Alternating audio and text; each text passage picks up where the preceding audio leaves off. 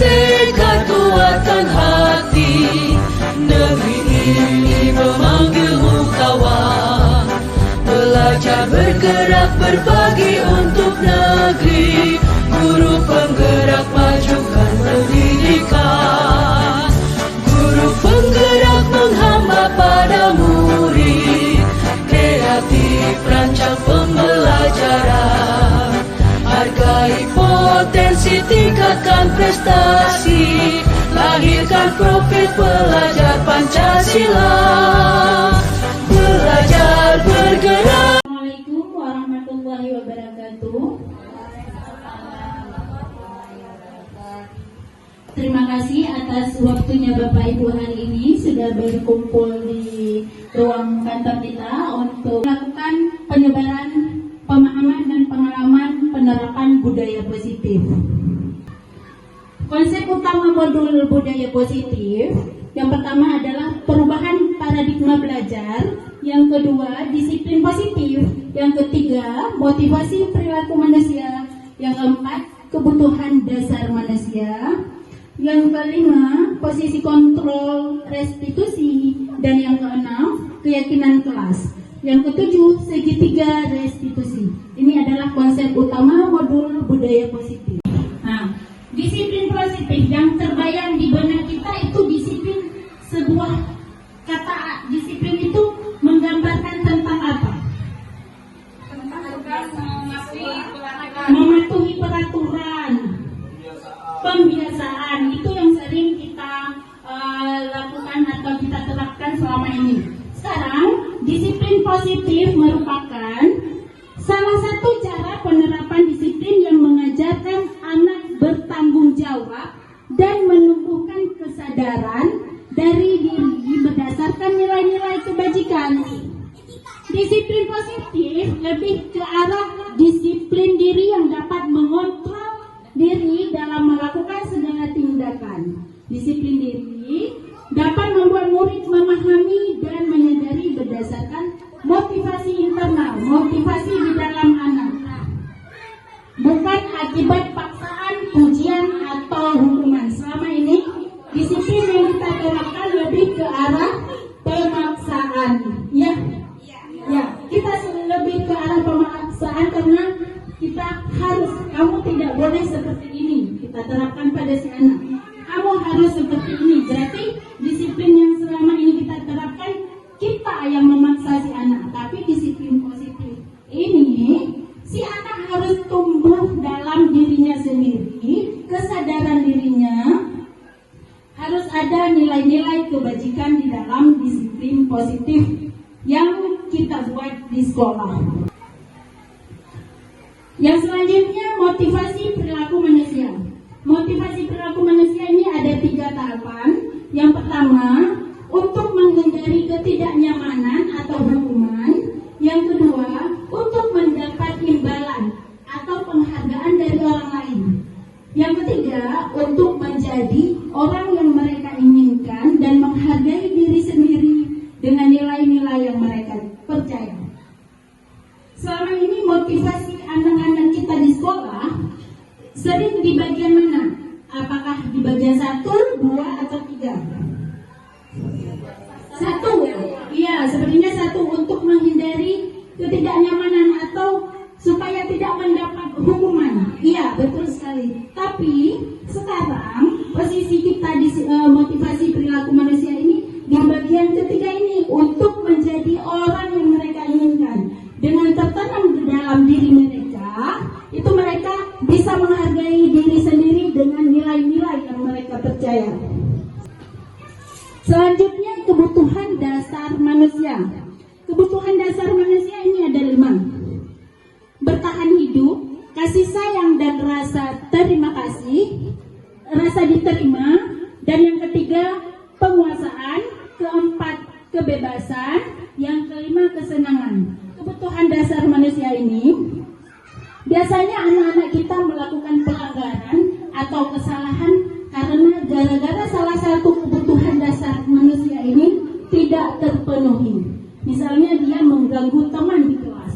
Berarti kita harus cari tahu kebutuhan dasar apa yang belum terpenuhi pada anak tersebut. tersebut sehingga anak tersebut bertingkah seperti itu. Kita harus mengidentifikasi kebutuhan yang mana yang belum terpenuhi. Selanjutnya, kontrol restitusi.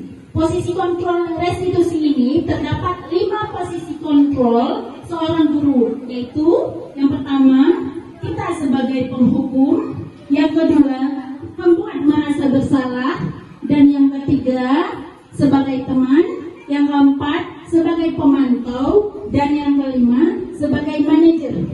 Di antara kelima posisi kontrol tersebut, sebaiknya seorang guru itu menggunakan posisi kontrol manajer. Sebagai manajer, guru berbuat sesuatu bersama murid, mempersilahkan murid mempertanggungjawabkan perilakunya dan mendukungnya agar menemukan solusi atas permasalahannya. Selanjutnya, keyakinan kelas. Keyakinan kelas kita baru masuk di awal semester pertama kemarin. Sebelum kita mulai pelajaran atau masuk ke pembelajaran, kita adakah membuat keyakinan kelas, Bapak Ibu? Ada. Apa namanya keyakinan kelas yang kita buat sebelumnya? Iya, sebelumnya kita buat kesepakatan kelas, tata tertib, aturan, kontrak kerja. Iya, itu semua merupakan usaha kita agar si anak patuh, agar si anak disiplin di dalam kelas. Sebelumnya kita buat aturan. Adakah perbedaan keyakinan dengan aturan, Bapak Ibu? Beda? Iya, sangat berbeda sekali. Kalau aturan kita yang membuat sendirinya, iya. Tapi kalau keyakinan kelas, si anak bersama guru, anak didik kita yang merancang sendiri, yang mencari kata-katanya sendiri, yang muncul dari dalam hatinya sendiri.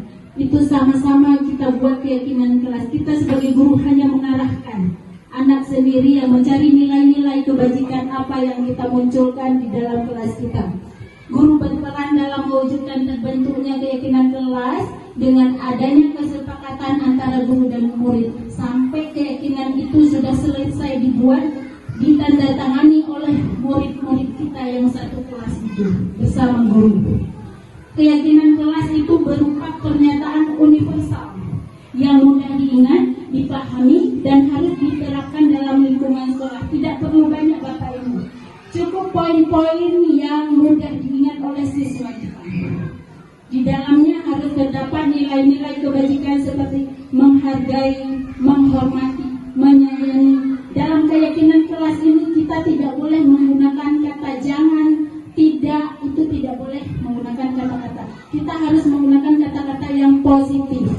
Baiklah Bapak Ibu, sekarang kita akan melihat contoh penerapan segitiga restitusi untuk menangani masalah yang dihadapi oleh peserta didik kita. Inilah contohnya. Ini tahap yang pertama, menstabilkan identitas.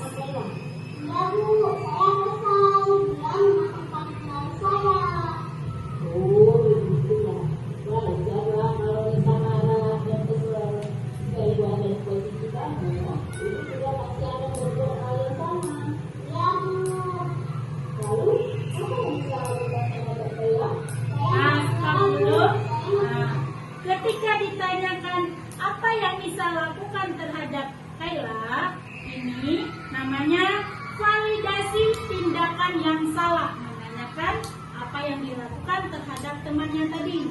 Ya, ini termasuk tahap yang kedua, validasi tindakan yang salah. Lanjut. Iya,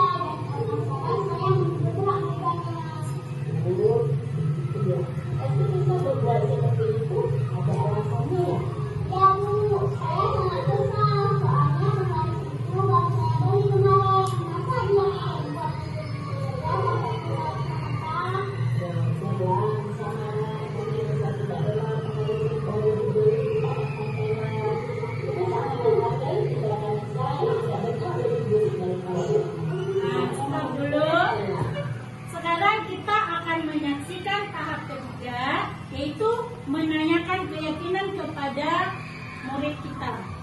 Lanjut. Nah, coba kita pikirkan, tindakan Nisa yang mengalah sampai menjejak itu apakah sesuai dengan keyakinan kelas kita? Tidak, Bu. Menurut Nisa, keyakinan kelas apa yang sudah Nisa lama? Keyakinan saling menghormati antar teman, Bu. Iya, betul. Menurut Nisa, saling menghormati antar teman itu tidak merusak. Betul, Bu. Baik. Kalau menurut saya itu kan keyakinan apa? Stop. Oke Bapak Ibu, di sini kita menanyakan pada siswa cara mengatasi masalah yang sudah ditimbulkan tadi. Itu siswa yang memberi masukan sendiri, bukan kita. Kita hanya mengarahkan. Biasanya kita yang memvonis siswa tersebut ya. Tapi kalau di sini siswa kita yang mencari solusi dengan bantuan arahan kita. Itu dengan cara tadi, dengan wawancara tadi Nisa dengan cara meminta maaf, dia lebih sabar dalam menghadapi temannya. Itu cara yang diungkapkan sendiri oleh siswa kita. Inilah Bapak Ibu contoh segitiga restitusi yang sudah saya terapkan di kelas. Baiklah Bapak Ibu, dengan kita tadi menyaksikan video contoh penerapan segitiga restitusi di dalam kelas. Kita sudah berada di akhir acara kita. Setelah mempelajari modul ini Bapak Ibu, apa yang Bapak Ibu rasakan setelah mendengar pemaparan yang saya berikan ini dan kita saling sharing ini? Apa yang bisa Bapak Ibu refleksikan tentang disiplin positif ini?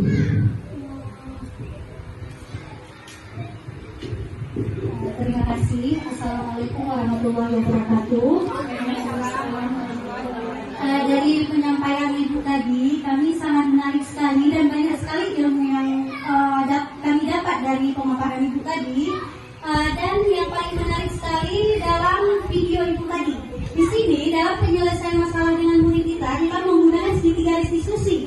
Kalau nggak salah saya Bu, bahwa tadi anak-anak menemukan sendiri permasalahannya dan bisa menyelesaikan sendiri permasalahan yang dihadapi. Begitu Bu. Terima kasih. Assalamualaikum warahmatullahi wabarakatuh. Waalaikumsalam warahmatullahi wabarakatuh. Terima kasih Bu Nurbari atas refleksinya hari ini. Dengan berakhirnya refleksi dari Bapak Ibu ini, maka dalam program penerapan disiplin positif ini hendaknya kita guru memiliki standar kepribadian profesional sosial yang baik, di mana guru mampu merefleksikan pada diri kita sendiri di posisi kontrol mana kita berada saat ini. Bagaimana perjalanan diri kita sebagai seorang among atau posisi manajer yang menuntun murid-murid kita menjadi insan yang mandiri, merdeka, bertanggung jawab. Semoga sesi pelajar kita hari ini membawa manfaat sehingga mewujudkan profil pelajar Pancasila di sekolah tercinta kita ini. Nah, demikianlah pemaparan saya hari ini. Wassalamualaikum warahmatullahi wabarakatuh.